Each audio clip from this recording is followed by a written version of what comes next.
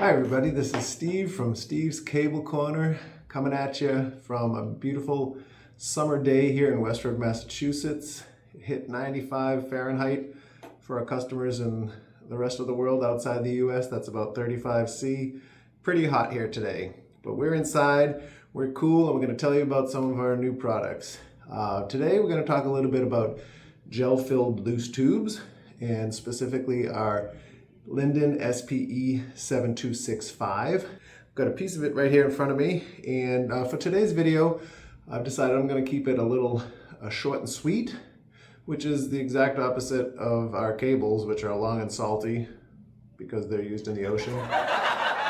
I'll stick with my day job of making cables. This right here is what we call a gel-filled loose tube, and what we have is interesting one. It's a plastic tube. Typically in the fiber optic industry, you can get fiber in a metal tube, which does have its uses in very unique applications. But as you can imagine, a metal tube is stiff, it tends to kink, it weighs a lot.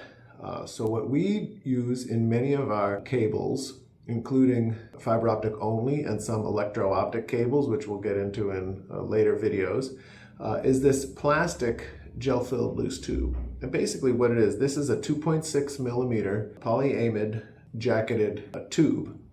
Inside of it, this particular one here has two fibers, a green and a blue fiber.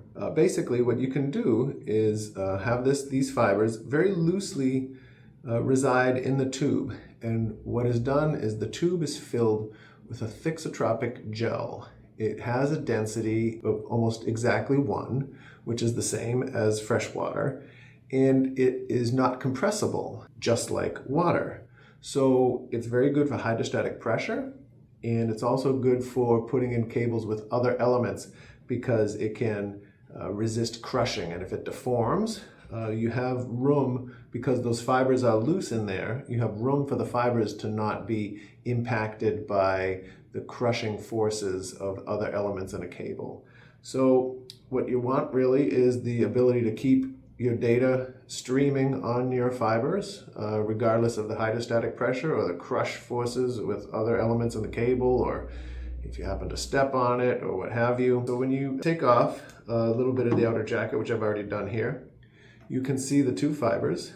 They're bare fibers. They're 250 micron fibers. They're color-coded, as I mentioned. And if you feel along them, you'll feel the gel come off in your hands.